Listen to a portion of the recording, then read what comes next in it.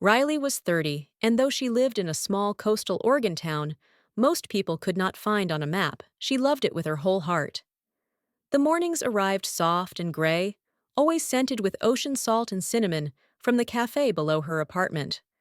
Working as a librarian brought her peace. She shelved books, ran children's story time, and ended each evening in silence. Her soul rested by the simplicity. She never sought excitement, never waited for a grand love story.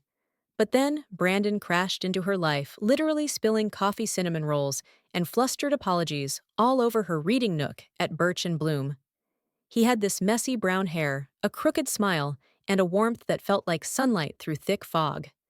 He asked her to lunch as an apology, and despite herself, she said yes.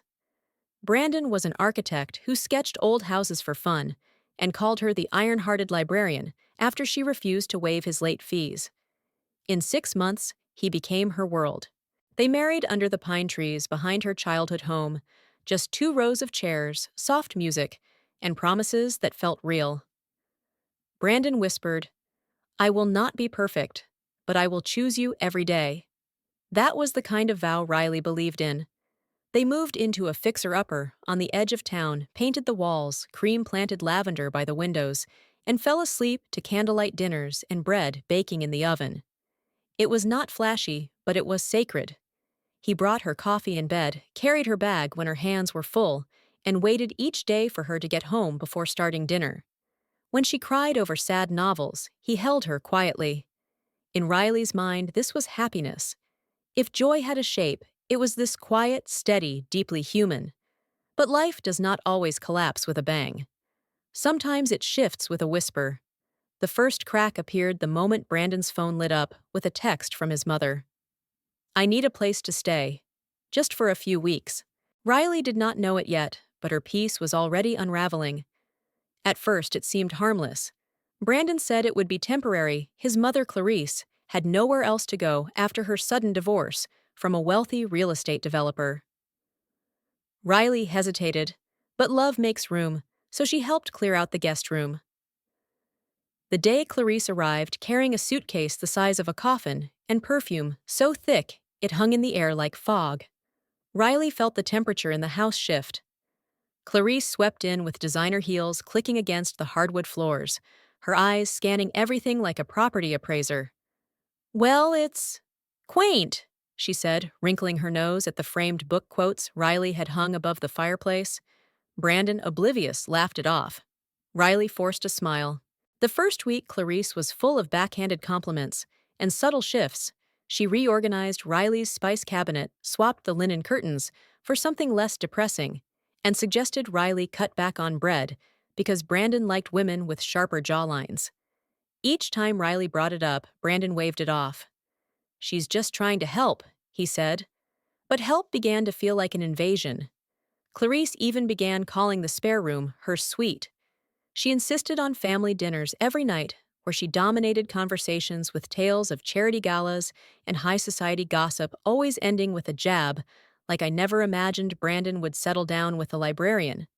But here we are. Riley started working longer hours, finding comfort among shelves and stories that did not talk back.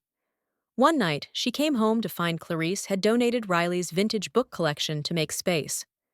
Riley stared at the empty shelf, as if it were a gravestone. Brandon brushed it off again. Mom thought she was helping. The walls felt like they were closing in. If you've ever felt like a guest in your own home, comment the word yes below and subscribe to the channel for more stories that hit close to the heart. Then came the first real betrayal. Riley discovered Clarice had installed a hidden camera in the kitchen for safety. When she confronted Brandon, he shrugged. "She's used to living with staff," he said. Riley was no longer sure who the stranger in her home was, Clarice or her husband. What she did know was simple: something precious was being stolen, bit by bit, piece by piece, until there would be nothing left. Clarice's presence was no longer a disruption, it was a takeover. Within a month, Riley's quiet home had been transformed into a showroom of Clarice's taste. The pastel kitchen towels were swapped for crisp white ones she insisted were cleaner. Riley's cozy reading nook had been replaced by a mirrored console table Clarice called modern. The living room that once smelled of lavender and fresh bread now reeked of imported potpourri and expensive candles that gave Riley headaches. She tried to reclaim her space in small ways, putting her favorite teacup back on the shelf, playing soft jazz in the mornings. But everything disappeared or was silenced under Clarice's relentless march of control. Brandon, once thoughtful and attentive, had begun retreating into silence. When Riley voiced her concerns, he offered the same tired defense: she's just trying to adjust. She's been through a lot. But Riley had been through a lot too. She watched the man who once warmed her socks in winter and read poetry aloud over soup become cold and vague, a shell echoing Clarice's justifications. The worst part was that he had started to believe her. When Riley snapped at Clarice for replacing her grandmother's quilt with a hotel-style comforter, Brandon took his mother's side. "It's not a big deal, Riley. She meant well." Riley felt herself shrinking. Her laughter faded. She stopped baking. She stopped humming. She stopped inviting friends over because Clarice always found a way to embarrass her, correcting her grammar-making jokes about her simple upbringing or implying Brandon had settled. The house echoed with footsteps that were not hers, decisions that were not hers, and voices that drowned her out. Even the dog, once loyal to Riley's every move, had started following Clarice instead. It felt like erasure, and she could not scream because no one was listening. Then, one morning, Riley found her journal open on the kitchen table. Clarice had underlined a passage and left a sticky note that read, "You really should learn to let things go." Riley stood there, hands trembling, heart pounding. This was not just meddling. This was psychological warfare. She looked out the window and realized she was not the wife in this house anymore. She was the outsider, and Clarice had made herself at home. The breaking point arrived, not with a bang, but with 3 whispered words that cracked the entire illusion she sold herself.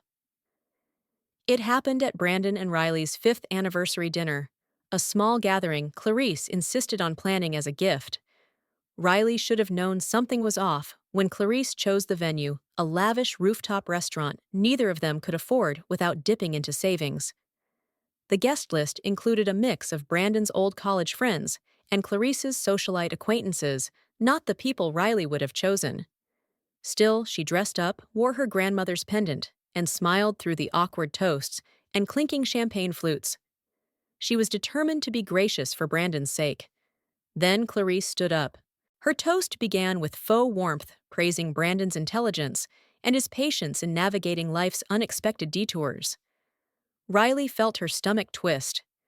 Clarice turned to her and said, "And to Riley, the farmer's daughter, with a heart full of dreams, who managed to marry my son. That's admirable." A ripple of laughter followed. Riley looked at Brandon. He laughed too, softly, uncomfortably, but he laughed. Riley felt the heat rise in her chest, her breath caught. She opened her mouth to speak, but before she could, her own mother, quiet sweet, Marlene, stood up. She clinked her glass gently and said, "At least my daughter didn't sell herself." Silence slammed down on the table like a dropped chandelier. Clarice froze, mid-sip, her lips parted, eyes wide. Brandon's jaw slackened. Someone coughed. No one spoke. Clarice sat down slowly, her face drained of color. The room pulsed with tension. Riley looked at her mother, stunned. She had never seen Marlene raise her voice, let alone speak with such razor-sharp conviction. In that moment, Riley felt something powerful bloom in her chest, not pride, not relief, something closer to liberation. Marlene had named what Riley had been too afraid to say. Clarice's cruelty was not accidental. It was deliberate, and now exposed. That night when they returned home, Brandon was quiet. Riley packed a small overnight bag and said calmly, "I'm staying at Mom's for a few days." He looked up, startled. "We can talk later," she added. "But right now, I need space from both of you." She walked out the door, not slamming it, not crying. Just done. And for the first time in months, she felt in control. Riley stayed at her mother Marlene's for 3 days, cocooned in the familiar scent of lavender detergent and cinnamon tea. It felt like stepping into a different world, one where her feelings were valid, her silence respected, and her worth never questioned. Marlene did not pry. She simply handed Riley a warm mug and said, "Whenever you're ready." That quiet grace gave Riley the clarity she needed. On the third evening, she asked Mom, "What did you mean by she sold herself?" Marlene looked down at her knitting fingers, pausing mid-stitch. "It's not something I ever planned to say, especially not in public," she sighed. "But Clarice has a past, Riley. One she hides behind pearls and Botox." As the story unfolded, Riley learned the truth that unraveled every smug smile Clarice had ever directed her way. Decades ago, Clarice had been in love with a young man from a modest family, Riley's father, before he met Marlene. But when a wealthy businessman offered Clarice comfort status and a different life, she chose money over love. Riley's father had been devastated. It was Marlene who eventually pieced him back together. They built a quiet, humble life from scratch, no luxury, just laughter and loyalty. Clarice had known exactly who Riley was when Brandon brought her home. Riley was the daughter of the man she abandoned the life she could have had if she had chosen love over gold. That is why the digs had always cut deeper than necessary, why Clarice's disdain felt so personal. It was. Riley sat in stunned silence. Her life, her marriage was entangled in a generational knot of resentment, shame, and choices made long before she was born. "She's afraid of you," Marlene added quietly. "Afraid you'll remind her of what she gave up, of the woman she never became." Riley felt the pieces click into place. The ridicule, the sabotage, it was never about Riley being a farmer's daughter.